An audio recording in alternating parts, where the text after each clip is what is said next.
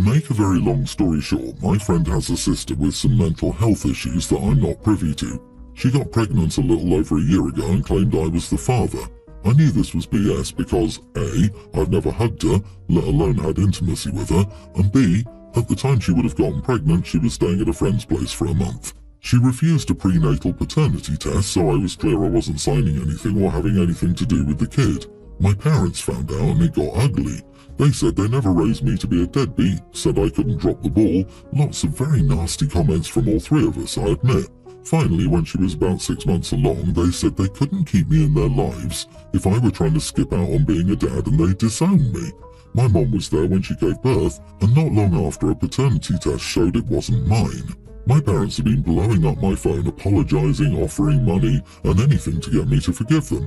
I kept some money they sent me, a few hundred, and said that if they were willing to disown me over that, I wouldn't open myself up to another risk. Most of my friends support me, but a few others, as well as my therapist, said I should give them another chance. Not the idiot. They failed as parents and took the word of a random over the word of their son.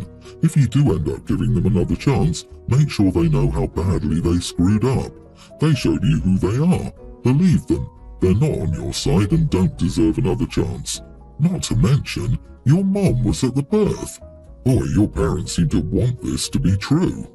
I think that's precisely what it is. Otherwise, why wouldn't you just wait 3 months to do the DNA test OP is adamant he's willing to take and decide from there? Why else would you behave so irrationally about this? In my experience, some people act really backcrap crazy and unreasonable about becoming grandparents. Usually it's people who are trying to fill some void from the guilt of how they raised their own kids. I'd bet money OP's an only child, and now the parents are realizing that they aren't going to get to become grandparents unless OP forgives them. Life is not a romantic film. It's not always the case that an apology fixes everything. Dude, the only person in your shoes is you. Nobody else. Therapist, family members, friends. Nobody gets to tell you that you should forgive your parents or have contact with them. Get a new therapist ASAP. No professional would tell someone to ignore their boundary in this situation. Not only that, but I would also consider reporting them. It's highly unprofessional and unethical, and who knows how many people might have been harmed by their advice. It's never the role of the therapist to tell you what to do, and this kind of behavior may put many people at risk, especially if someone is a victim.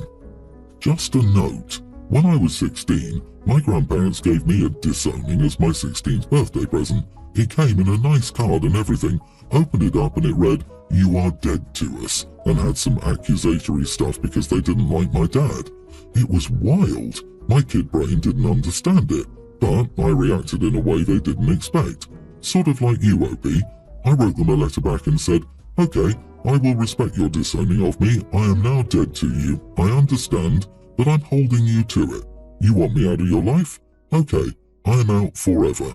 Don't come back. You did this. Stick to it." Of course, they didn't stick to it. They came back just like your parents. They didn't even have the decency to admit a mistake, though. They just sent me a crate of presents and expected to buy their way back in. No apology needed. I rejected the box of gifts. Most of my family is freaked out about this too. All the people who are making you feel bad about this, they don't know your heart. They'll tell you you will regret it, but you won't. Importantly, it's been 35 years since they disowned me, and I have never regretted it. I have been married to my wife for 5 months, living together for almost a year before marriage. My stepdaughter, Anne, teen, used to split time between her parents but is currently with us full-time as her father will be overseas until August. I also have a son, Leo, nearly adult, who lives mostly with my ex-wife and with me on weekends. The kids go to different schools and have a decent relationship. My wife and Anne are great cooks. My wife's parents came from another country and she and Anne regularly make exotic dishes from their homeland, which are delicious. My son and I appreciate the dishes, though we still have problems learning what is what. A few days ago, Leo stopped by for something he'd left. Nobody was home, so he let himself in. Leo said there was a big pot of stew on the stove and it smelled delicious, and he asked if he could have some. My wife or I often made a huge batch of food when they cooked, so it was nothing surprising. I told Leo to go ahead and just leave some for us. Now, Leo is a wrestler, and he eats a lot. A while later, he sent me a photo showing me how much stew was left in the pot. I could tell there were at least 5 servings left, so I thought nothing of it. An hour later, Anne called me upset. She asked me if I'd eaten the stew she made. It was a special recipe from her grandma and she invited her friends over to try it. She said the stew was supposed to feed 9 people and she invited 6 friends, but someone obviously had eaten almost half of her stew. I told her it was Leo and apologised, telling her she could order pizza for her friends and I would pay for it. Anne said it was poor compensation for her friends looking forward to her stew, which she spent hours preparing, but she did take my offer. When I later apologised and had Leo call to apologise, she said she accepted our apologies, though she's been relatively quiet around me. My wife later told me I shouldn't just allow Leo to eat whatever he wants in our kitchen, as sometimes she and Anne have plans for their dishes. I think it's utterly ridiculous that Leo isn't allowed to eat things from his own father's kitchen, and if my wife or Anne has a special plan for their food, they should just put a note on it. Otherwise, things in the kitchen should be up for grabs, as the kitchen is a communal space for food, and I pay for most of the groceries. I think if Leo isn't allowed to have the food, then it's like he's not part of the family. I'm willing to talk to him about portion control, but other than that, I think he should be able to eat what he wants in the kitchen, unless there's a note saying not to. Am I the idiot? Was putting a note on it a previous rule, or did you make that up to excuse your rudeness? Do you do the meal plan for each week, deciding what to cook and how much to buy to serve all? Do you do all the grocery shopping? Do you cook every meal? Did you cook this one? Did you replace the ingredients so she can make it again, or ask what she wants to make next time? He took half the pot of food that you thought was meant for 3 people staying there and turned out to be 9 portions worth. That's simply inconsiderate. You are the idiot and you and your son have no manners. Prepared food that is still cooking is not up for grabs before the meal. Of course, since you rarely cook, you don't appreciate their effort. It's unbelievably rude just to declare a dish for everyone. I can't imagine cooking a dish for friends and a family member just assuming they can eat half.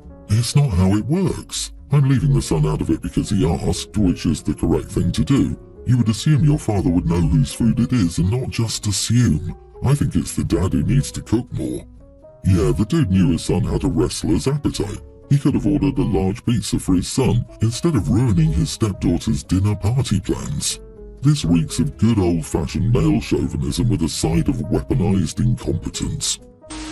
I, male 38, met my wife 36 10 years ago when she was a widow with a toddler son. We got married 7 years ago and have a young grammar school-aged daughter together. I love my wife and daughter, but I don't feel the same way about my stepson, Tween. Don't get me wrong, I don't hate or mistreat him, I just don't see him as my son. I'm actively involved in his life. I pay for his school, I take him to his activities, play with him and help him when needed, but I don't feel that the connection between us is that of a father and son. He's more like a nephew than a son to me. My wife knows this and she's unhappy about it. She says he already sees me as a father. What got to me was when she suggested that I legally adopt him and call him my son. She says I'm creating a difference between him and my daughter, which I consider untrue since I try to avoid favoritism. I suffered from this myself. My parents preferred my younger brother, and I won't make that mistake with him. I'm doing my best to be a good stepfather, but I can't force a feeling that doesn't exist.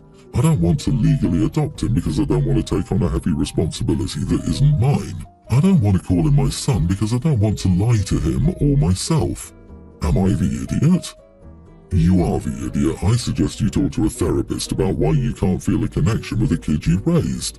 You've been in this kid's life and been his father for a decade, which at this point is the overall majority of it. Not acknowledging him as your son is a major rejection. If you can't figure out the root of the issue, you're going to push him away as he gets older because he will feel that rejection. I think the root of this problem is, only my genetically related children are my actual children. All others I tolerate. So, if your wife were to pass away, would you still care for this boy who currently lives with you? No? What is heavy responsibility? He's living with you and you're paying for things for him, unless your wife is the one paying extra in bills for him. That doesn't make sense. You are showing favoritism and I bet the poor boy knows you treat him differently than your biological child.